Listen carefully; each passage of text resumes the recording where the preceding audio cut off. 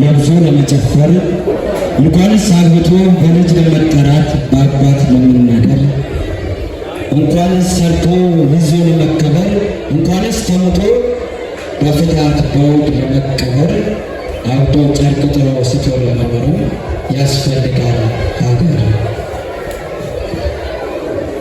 ወኔ ሰልጥኖ ጽናቱን ሲላበስ በድል ዋጋ ፈርሞ ማንነትን ሲያድስ በኢማን ጽናት በቴኳንዶ ወኔ ኢትዮጵያዊነትን አይቻለው ባይኔ። የግጥሜ ርዕስ ይህች ናት ኢትዮጵያ። ተከፋፈላሉ በዘርና ጎሳ፣ ተከፋፈላሉ በቋንቋና ጎሳ።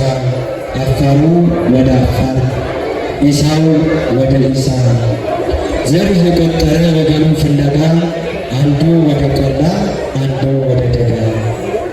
ኦሮሞው፣ ጉራጌው፣ ሶማሌው፣ ሀረሩ፣ አፋሩ፣ ትግሬው እና አማራው ሄደ በየቦታው ብለው ሲናገሩ ሲያወሩ ሰምቼ እኔ መሃል ሜዳ እንዳልቀር ፈርቼ ጠይቄ አስጠይቄ ዘሬን አጣርቼ እንደ ሰው ጠጋኝ ወገኖቼ በማለት አባቴን እናቴን ብጠይቅ በጣም በመጨነቅ ዘሩ ውስብስብ ነው አትዘልቀውም ቆጥረን፣ በአንዳችን አማራ በአንዳችን ትግሬ ነው። ሁለቱ አያቶቹ በግማሽ ጎናቸው ኦሮሞዎችና ጉራጌዎች ናቸው። ዘሩ ውስብስብ ነው በስምንት ዘርፎ መለየት አትችልም ብለውኝ ያረፉ። እኔም ግራ በመጋባት ሀበሻ ግን የት ናት? ኢትዮጵያ ማናት? በማለት ጠየቅኩ። ፈገግ አሉኝና ይህች ናት ኢትዮጵያ ብለው መለሱ።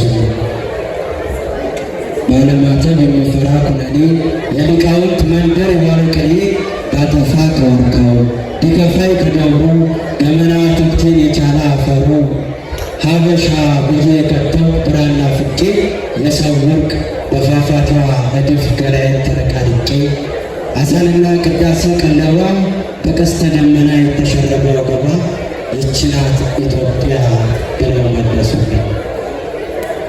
ሰጋጁ ጁምዓ የማያልቅ የማይጎል የማይደፈርስ ውሃ አምባ ፈልፍሎ የሠራ ቤተ መቅደስ አስኳል በቅልጦ ያቆመ ፋሲለደስ አክሱም ጽዮንን በስሙ የከተበ ጥበበኛ እጅ አልነጃሽን ያስዋበ የሊቃውንት የሉዓማዎች ገዳም ብታመም መድኃኒቴ ዳማከሴና ጤና አዳም ይህች ናት ኢትዮጵያ ብለው መለሱ።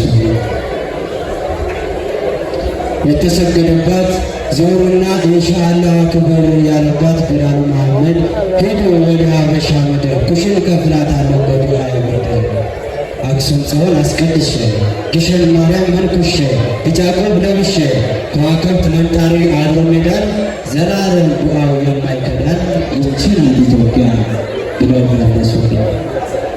ባለአራት ቅኝት ቀለባ በቀስተ ደመና የተሸረበ ወገባ ይህች ናት ኢትዮጵያ ብለው መለሱልኝ። አመሰግናለሁ።